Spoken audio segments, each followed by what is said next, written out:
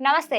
Welcome to our channel. నేను మీ పద్మావతి. ఈరోజు మనతో పాటు ప్రముఖ ఆధ్యాత్మికవేత్త మరియు వాస్తు జ్యోతిష్య పండితులు శేషగిరిరావు గారు ఉన్నారు. అయితే ఆయనతో మాట్లాడి మరిన్ని విషయాలు తెలుసుకునే ప్రయత్నం చేద్దాం. మీరు కూడా చూసేసేయండి. నమస్కారం నమస్తే గురువుగారు. అమ్మా.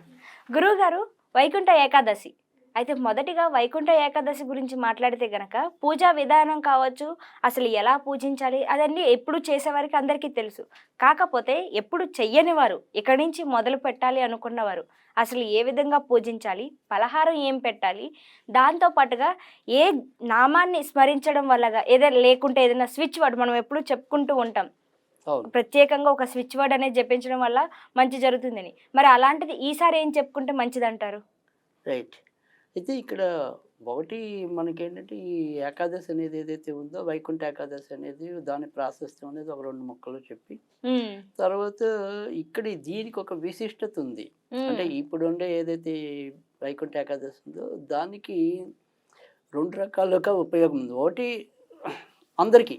హ్మ్. అంటే ప్రతి ఒక్కళ్ళు కూడా వాళ్ళ యొక్క కుటుంబ సౌఖ్యం కోసం చేసేది. అవును. కానీ ఇదే రోజు ఒక క్రియ ఆచరించటం వల్ల కూడా కొత్తగా సంతానం కావాలనుకునే వాళ్ళకి, హ్మ్. మళ్ళీ ఆ సంతానంలో కూడా పుత్ర సంతానం కావాలనుకునే వాళ్ళకి హ్మ్. కూడా ఈ ఏకాదశి అనేది బాగా ప్రాధాన్యత అనేది ఉంటుంది. హ్మ్.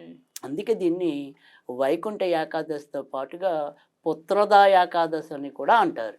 హ్మ్. అంటే సంతానం లేని వారికి సంతానం అదేగా దక్కుతుందంటారా? సంతానం లేని వారి కోసం ఓకే. ఒకటి, హ్మ్. సంతానంలో కూడా మళ్ళీ మగ సంతానం కావాలని కోరుకునే వాళ్ళు కొంతమంది ఓకే. ఉంటారు. అవునవును.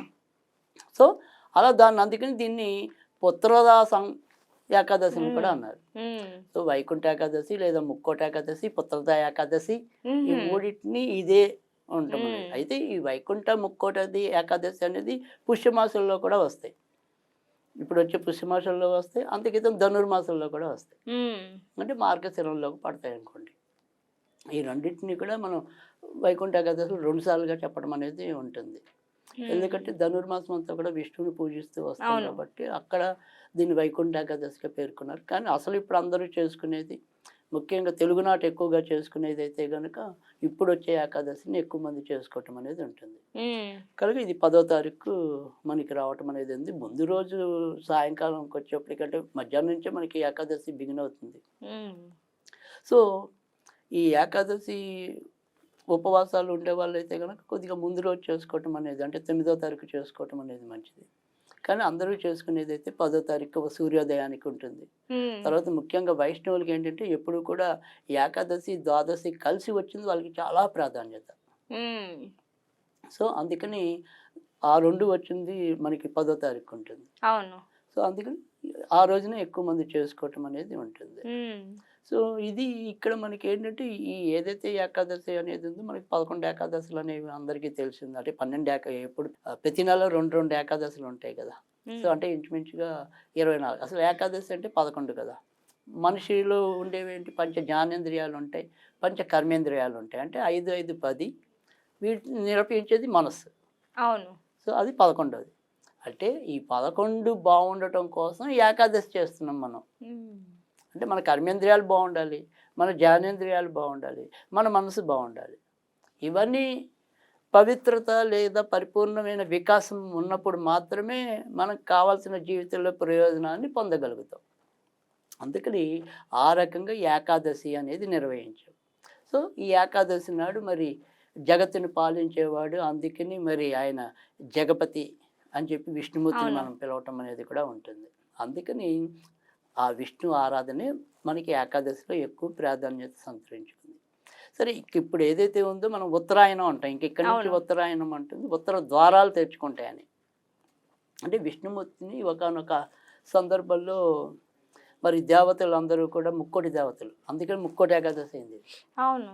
సో, ఆ దేవతలందరూ కూడా విష్ణువు లేచి ఉండేదాకా వేచి ఉండి ఆయన దర్శనం చేసుకునేది ఉత్తర ద్వారం ద్వారా. అందుకని ఈ ఉత్తర ద్వారం అనేది ప్రాధాన్యత. తర్వాత హ్మ్. రెండోది వచ్చేప్పటికి ఏంటంటే ఇక్కడి నుంచి దేవతలకి పగటి కాలం బిగిన్ అవుతుంది. అంతకితం ఉండేది ఏదైతే దక్షిణాయనం అంటామో అది వాళ్ళకి నిద్రపోయే టైం. అందుకని ఇక్కడి నుంచి శుభకార్యాలు ఎక్కువగా చేసుకోవటం అనేది, దేవతా కార్యాలు ఎక్కువ చేసుకోవటం అనేది, అనేక గుళ్ళలలో మరి కళ్యాణోత్సవాలు చేసుకోవటం అనేది, అవును. ఇప్పుడు తిరుపతిలో కూడా బ్రహ్మాండమైన సంరంభం ఉంటుంది ఈ హ్మ్. ముక్కోటి ఏకాదశికి. అది రైట్. అయితే ఈ ఏకాదశి కొత్తగా చేసుకునే వాళ్ళు ఎవరైనా సరే ఏకాదశి వ్రతం అనేది ఏదైతే ఉంటుందో దాన్ని చేసుకుంటూ వెళ్ళటం అనేది ఒకటి. కానీ ఇవాళ మనం ఎస్పెషల్గా చెప్పుకునేది ఇందాకే చెప్పాను 2 ప్రయోజనాలు. ఒకటి మనకి ఇంట్లో అందరికీ మంచి జరగటం అనేది ఒకటి. రెండోది ప్రత్యేకంగా ఒక కోరిక పెట్టుకు చేసుకోవటం అనేది. అవును. సో అందరికీ మంచి జరిగే విషయంలో ఈరోజు పెద్దగా మనం చేసుకునేది ఏదైనా ఉంటే కనుక విష్ణు సహస్రనామ పారాయణ చేసుకుంటే చాలా మంచిది. సో విష్ణు సహస్రనామ పారాయణ ఒకవేళ మనం చేసుకోలేకపోతే ఈరోజు నారాయణ గాయత్రిని అంటే ఓం నారాయణాయ విద్మహే వాసుదేవాయ ధీమహి తన్నో విష్ణు ప్రచోదయాత్, దీన్ని ఎవరికి వీలైనన్ని సార్లు పఠించేసి విష్ణుమూర్తికి ఈరోజు వడపప్పు పానకము తేనె నివేదన చేస్తే మంచిది. ఇది అందరూ చేసే పద్ధతి. కానీ మనం ఇవాళ చెప్తుంది ఏంటంటే ఇది పుత్రద ఏకాదశికి అక్కడ కాబట్టి సంతానం అనేది కూడా చాలామంది ఎదుర్కొంటున్న ఒక సమస్య కాబట్టి, లేదు అందులో కూడా పుత్ర సంతానం కావాలని కోరుకునే వాళ్ళు కూడా కొంతమంది ఉంటారు. అలాంటి వాళ్ళ కోసం మనం ఇవాళ ఒక ప్రత్యేకంగా అనేది. సో మామూలు దైనందికంగా మనకి మంచి జరిగే వాళ్ళు నారాయణ గాయత్రి చదువుకుంటే సరిపోతుంది, లేదా విష్ణు సహస్రనామ పారాయణ చేస్తే సరిపోతుంది. అలా కాకుండా ఒక ప్రత్యేకమైన కోరిక ఇందాక మనం చెప్పుకుని ఇవాళ ప్రత్యేకమైనది ఏంటి అంటే కనుక ఇది ఈ పుత్రద ఏకాదశి అనేది ఏదైతే ఉందో మరికి కొన్నేళ్ళ ఒక కృతయుగంలో సుకేతుడు అనే రాజు ఇలాగే సంతానం కోసం ఇబ్బంది పడటం, అది కూడా మళ్ళీ తర్వాత రాజ్యం పరిపాలించాలంటే ఒక వారసుడు ఉండాలి కదా. అవును. అందుకని ఆ పుత్రుడు జన్మించడం కోసం విష్ణుమూర్తి కోసం తపస్సు చేసింది అది ఏకాదశి నాడు. సో ఆ రకంగా ఆయన అనుగ్రహించాడు కాబట్టి ఇది పుత్రద ఏకాదశి కూడా అయింది. సో అందుకని అలా ఎలాగైతే ఒక రాజు ప్రయోజనాన్ని పొందాడో అదే విధంగా మనం ఈరోజు ఈ ఏకాదశి నిర్వహించి సంతానం కావాలనుకునే వాళ్ళకి సంతానం, పుత్ర సంతానం కావాలనుకునే వాళ్ళకి పుత్ర సంతానం లభిస్తాయి. ఇది ఎలా చేసుకోవాలి అంటే కనుక ఈరోజు మనం చేసుకోవాల్సింది ఏంటి అంటే కనుక ఎలాగో విష్ణుమూర్తి ఫోటోను వెంకటేశ్వర ఫోటోను ఏదో ఒకటి ఉంటే చాలు. సో విష్ణుమూర్తి ఎస్పెషల్లీ లేకపోయినా సాధారణంగా వెంకటేశ్వర ఫోటోలు అయితే అందరిలో ఉంటాయి. సో అందుకని ఆ వెంకటేశ్వర ఫోటో ఒకటి పెట్టుకోవాలి. ఇప్పుడు నేను ఏదైతే ఒక చిన్న మంత్రం చెప్తాను ఆ మంత్రాన్ని ఈ రోజు నుంచి మొదలెట్టి ఈ రోజు నుంచే, ఎందుకంటే మరి ఈ రోజే కదా దానికి అనువైన దినం. అవును. సో అందుకని ఈ రోజు నుంచి మొదలెట్టి ఒక 40 రోజులు లేదా 60 రోజులు చేయాలి. మొదలెడతాం మటుకు ఈ రోజే మొదలెట్టాలి. సరే ఒకవేళ ఈ రోజు కుదరకపోతే ఎప్పుడైనా ఏకాదశి నాటే మొదలెట్టాలి. కాదు ఇది ఎస్పెషల్లీ సంతానం కోసము, ఇది సంతానానికి సంబంధించిన ఏకాదశి కాబట్టి ఈ రోజు అయితే బహుశ్రేష్టం. అవును. సో ఇంకా మిగతా ఏకాదశుల్లో ఎప్పుడు ఇంకా తర్వాత వాళ్ళ ఇష్టం అనేది. సో ఆ రకంగా మాత్రం చేసుకోవాలి. ఎప్పుడైనా సరే ఇది 40 నుంచి 60 రోజులు చేయాలి. ఏం చేయాలి అంటే కనుక ఇప్పుడు నేను ఏదైతే చిన్న మంత్రం చెప్తానో ఆ మంత్రం పఠిస్తే చాలు. ఓకే. ఓం క్లీం క్లీం కృష్ణాయ గోవిందాయ మమ సంతానం దేహి దేహి. రైట్. ఇక్కడ మమ సంతానం అన్నాం కదా, అక్కడ ఒకవేళ మగ సంతానమే కావాలనుకుంటే మగ సంతానం దేహి దేహి. ఓకే. లేదు సత్సంతానం దేహి దేహి అంటే పుట్టిన వాళ్ళు కూడా బాగా ఉండాలనుకుంటే కనుక సత్సంతానం దేహి దేహి. సో ఈ మూడిట్లో ఏదనుకుంటే అనుకోవచ్చు వాళ్ళు. ఓం క్లీం కృష్ణాయ గోవిందాయ మమ పుత్ర సంతానం దేహి దేహి, లేదా మమ సత్సంతానం దేహి దేహి, లేదా మమ సంతానం దేహి దేహి. రైట్, అంతే. ఓకే. ఇది రోజుకి 54 సార్లు కనీసం 108 సార్లు చదివితే మహద్భాగ్యం. ఓకే. సో అలా చదువుకుని ఇందాక చెప్పినట్టు 40 రోజుల్లో 60 రోజుల్లో చేయాలి. సో ప్రతిరోజు కూడా కొద్దిగా కాచిన పాలల్లో పంచదార నివేదన చేయాలి. పచ్చిపాలు కాదు, కాచినవే ఉండాలి. వాటిలో కొద్దిగా పంచదార వేస్తే చాలు.